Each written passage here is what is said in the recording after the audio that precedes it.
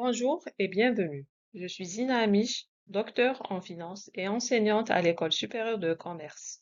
J'ai le plaisir de vous accompagner tout au long de ce module consacré à l'économie de l'information, une discipline essentielle pour comprendre les décisions économiques et financières dans un monde où l'information est devenue une véritable ressource stratégique.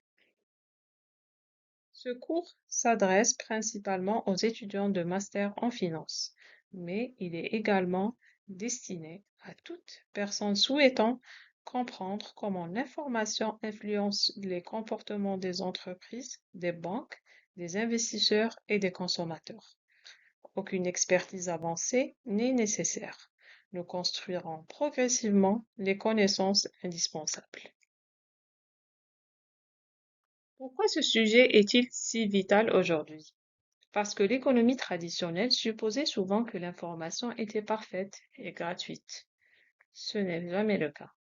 En réalité, nous vivons dans un monde d'asymétrie d'information. Une partie détient des données que l'autre n'a pas.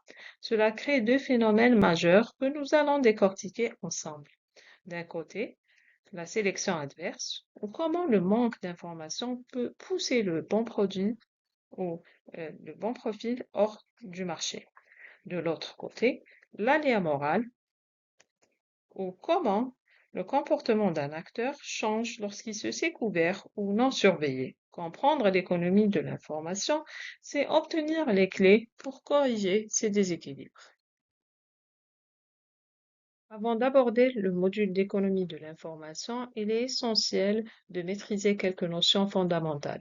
Les étudiants doivent posséder des bases solides en microéconomie, en finance d'entreprise, en théorie des jeux, en probabilité et statistique et des notions en théorie de l'entreprise.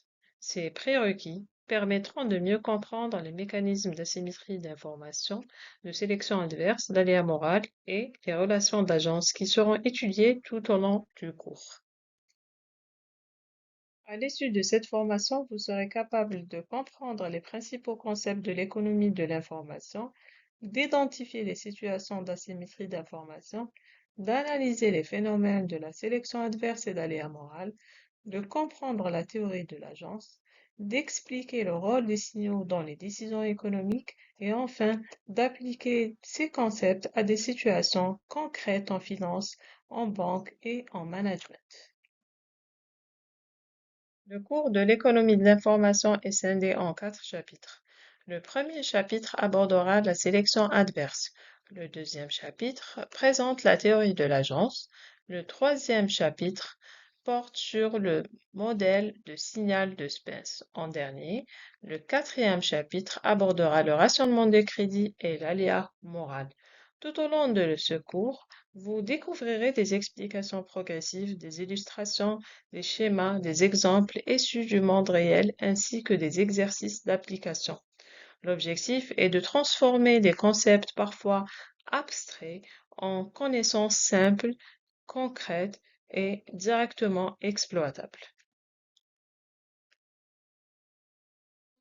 J'espère que ce module suscitera votre curiosité et vous permettra de développer de nouvelles compétences utiles tant dans votre parcours universitaire que dans votre future carrière professionnelle. Je vous souhaite une excellente formation. À très bientôt pour commencer notre première formation.